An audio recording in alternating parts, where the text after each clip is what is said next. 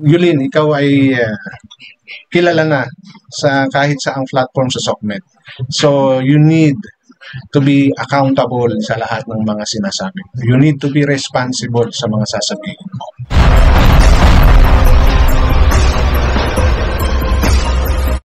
So, sumagot na si Yulin, si pambansang Yobabs, no? Doon sa mga criticize sa kanya dahil sa ginawa niyang pagbablog, no? Sa isang pagkain dyan sa Iloilo, yung coffee break, na kung saan siya ay may mga in-order pastries and kape at nasabihan niya na hindi masarap, matabang, and nagmura pa siya. So, yun po yung mga naging basihan ng mga, lalong-lalo na ng mga Ilonggo para siya ay mabash, makritik, at pagsabihan ng kung ano-ano. Okay, so ang isi-share ko po rito sa content na to ay yung kanyang naging sagot sa mga taong nag-criticize sa kanya at minasama yung kanyang sinabi. So, issue lang po tayo, walang personalan. Lahat po ng aking sinishare dito ay pawang aking mga opinyon na nakabase lamang sa ating mga napapanood, nababasa at naririnig. Okay, so ano pa yung nangyari? For, sa mga medyo hindi nakasubaybay sa isang vlog or hindi pa alam yung kwento na to, pumunta ng Iloilo itong si Julien kasama kanyang mga kaibigan para magkala, para mamasyal, para mag-vlog. And may kinainan sila na kung saan yung coffee break nga hindi niya nagustuhan yung pagkain. At inamin niya talaga, kaya nga siya nabash. Matambang nga daw. Then nakapagmura siya.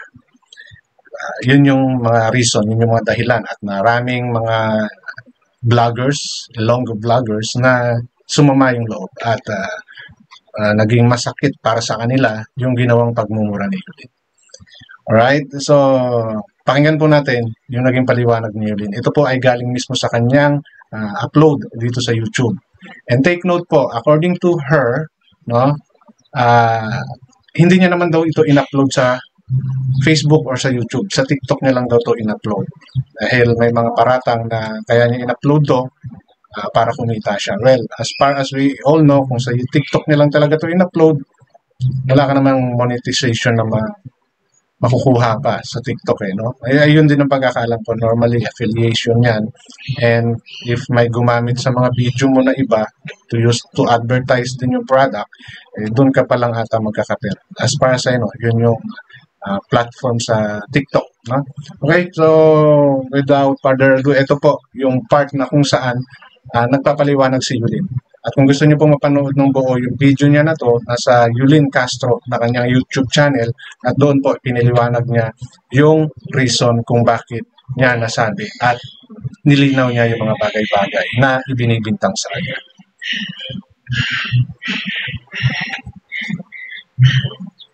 Try natin kasi wala naman ito sa Manila. So, tinry namin.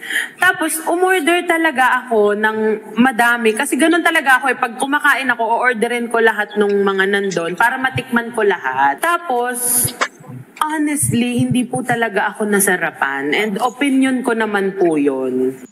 Okay? So, totoo naman yan. Everybody is entitled to their own opinion. Di ba? And, well, siguro naging honest lang talaga itong si Yulin para sabihin yung totoo niyang nalasahan sa pagkain. Kasi, actually, iba-iba naman tayo ng panglasa pagdating sa matamis, sa maasim, sa maalat. Di ba? So, she's just being honest. No? Para sa akin. Being honest lang siguro siya. And she doesn't mean anything about that. Okay? Hindi mo naman sinabi wag puntahan. Hindi ko sinabing wag puntahan, hindi ko sinabing magsara kayo, ganun. At saka about doon sa pagmumura kasi, yun kasi yung inaano nila sa akin. Main issue nyo is nagmura ako doon sa pagkain. Minura mo daw yung food. Hindi ko po minura yung pagkain, yung staff, yung cafe. Wala akong minura. Expression ko lang po talaga yun. Well, gets ko po sa mga hindi nakakagets ng humor ko. Naintindihan ko po yung frustrations na naramdaman nyo kasi hindi nyo nga po pala gets yung humor ko. Akala ko po kasi lahat nagigets na yung humor ko, lahat ng followers ko. So, yun. Okay? So, ito yung medyo aminin na natin na until now is really not accepted, no? Dito sa Pilipinas.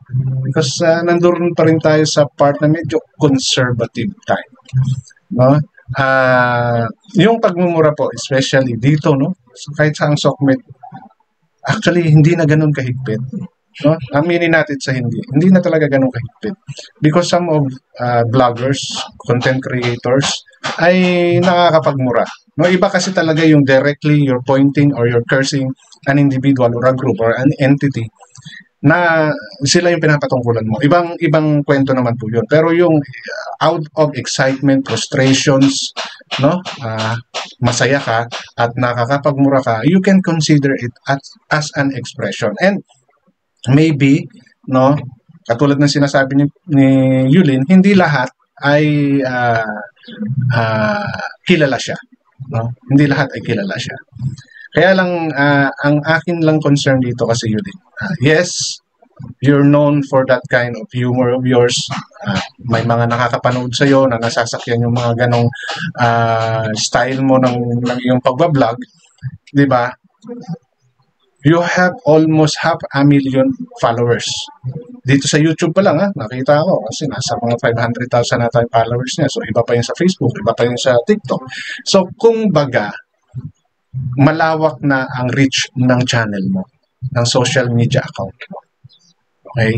So, magkakaroon ng epekto yan sa mga manunood mo. Pwede ka nilang paniwalaan at pwedeng hindi ka nila paniwalaan. That's one thing. You still have a responsibility to restrain yourself from doing those things. No? Oh yes, alam ko, yun yung style ng vlogging mo, ganun ka. You're just showing the real you. Di ba? Yun yung yun yung kagandahan doon. Dahil pinapakita mo kung anong klase ka talaga. Hindi ka para magkunwari, para lang ma-please yung mga tao. Okay? Ang problema kasi, after mong sabihin yun, you never explain anything with regards to sa pagkain. Basta mo lang sinabi matabang at nagmura ka. So, yun yung portion na kung saan masyado kang nadiin sa'yo yun. Yun yung nabigyan ng pansin. Kasi, you did not expound. Wala kang man lang ni-reason out kung bakit nasabi mong matabang, kung bakit mo nasabi hindi masarap. Diba? Every time na tayo may sasabihin sa ating mga negative comment, we need to elaborate. No? Ayaw man natin sa hindi, we need. Kasi may sinabi kang hindi maganda sa isang bagay. Diba? Meron kang sinabing hindi maganda. So, kailangan mong ipaliwanag yun para maging constructive criticism siya. No, hindi siya negative. So, yun yung tingin ko naging mali ni Yulin. Kaya siya nabalikan ng mga Ilonggos. Katulad na sinasabi ko, yung pagmumura mo, maybe some na-accept, some hindi. And unfortunately, marami sa mga Ilonggos ay hindi nagustuhan yun. Pero para sa akin, yung pagmumura ni Yulin, kasi nakakapanood naman ako ng iba niyang videos. Napapanood ko talaga yung iba niyang videos. And it's her way of expressing her feelings towards things na nangyayari. Okay? Hindi po ito sa pagdepensa kay Yulin. No? Sinasabi ko naman may mali siyang nagawa. And that pagkakamali is hindi niya binigyan ng further explanation yung sinabi niya yun. At kahit natin, sabihin na natin yan ay in-upload mo sa TikTok at wala kang intensyon na pagkapirahan yan, katulad ng sinasabi nyo, may mga content creator na yan ang mga inaabangan. Yung mga ganyang issue. No? Lalo't kilala yung isang vlogger or personality or yung SOCMED celebrity. No? Yan po yung inaabangan ng iba para po, katulad ng sinabi niyo, pagkakitaan. No?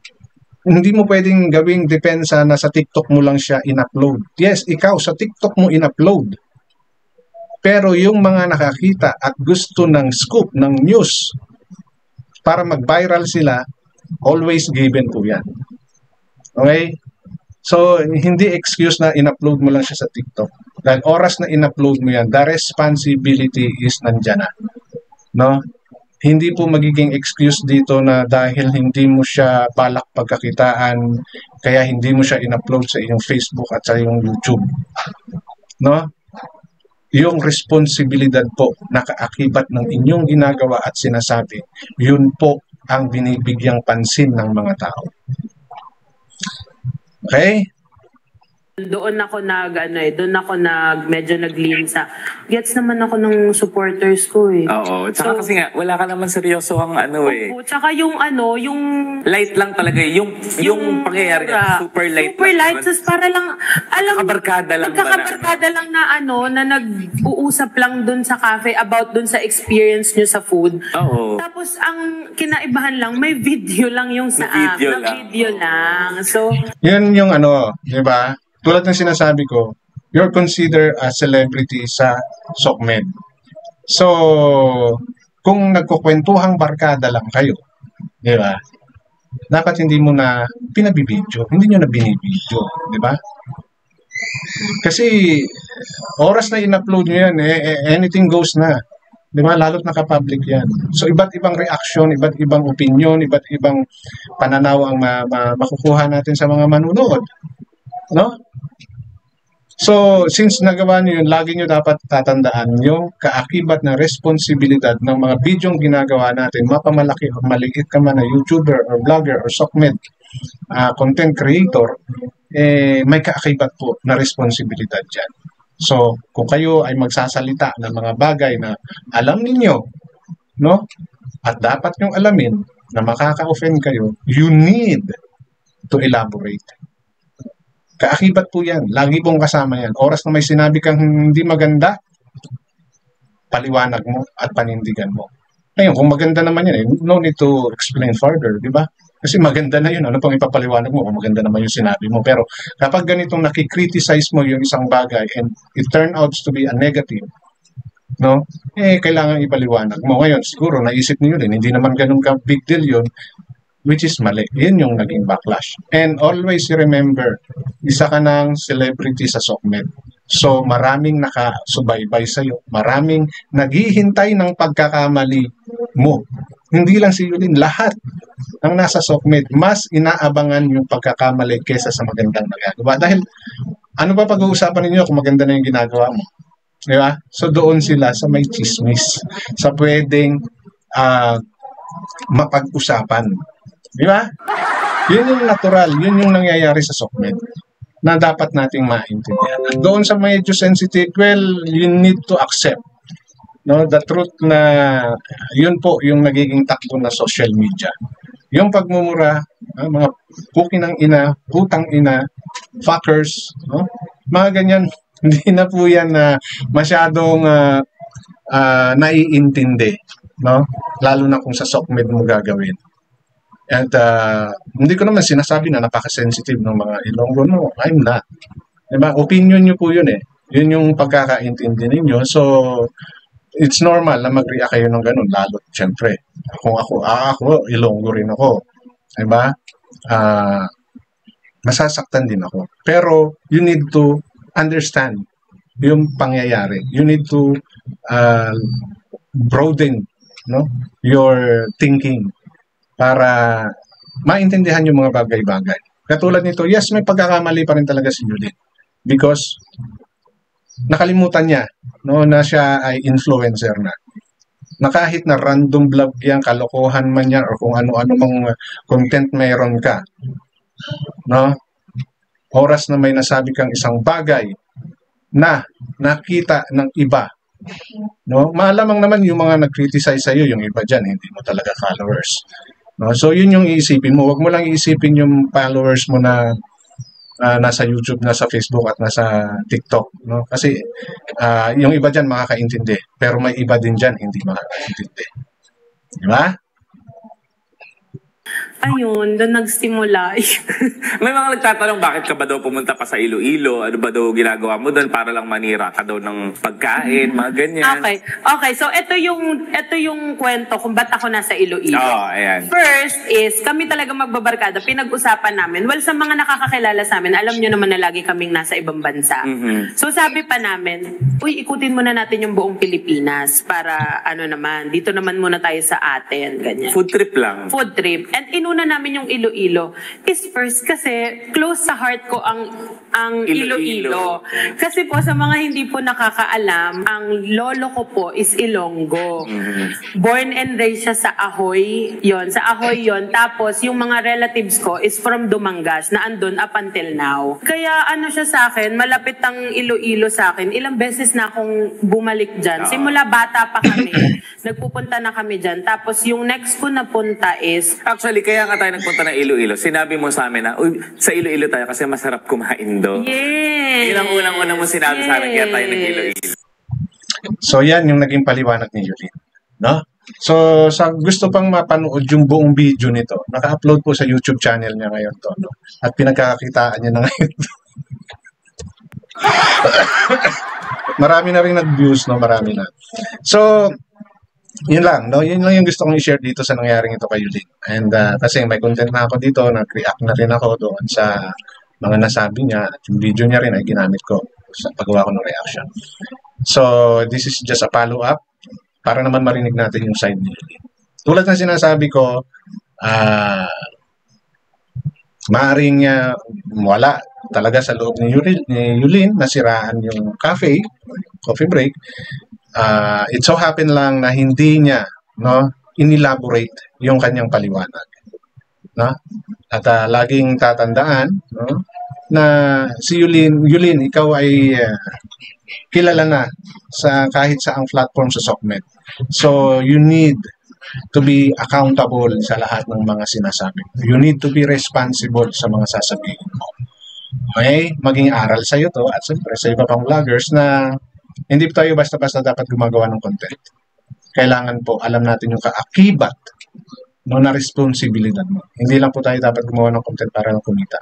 Yes, kailangan natin kumita, but in what way? Di ba? Lagi nating ingatan yung mga sasabihin natin.